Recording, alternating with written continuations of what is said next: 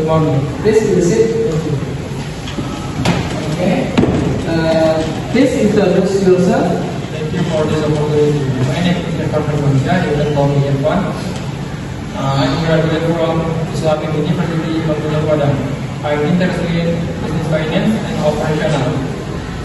Okay. Why do you want to work in our company?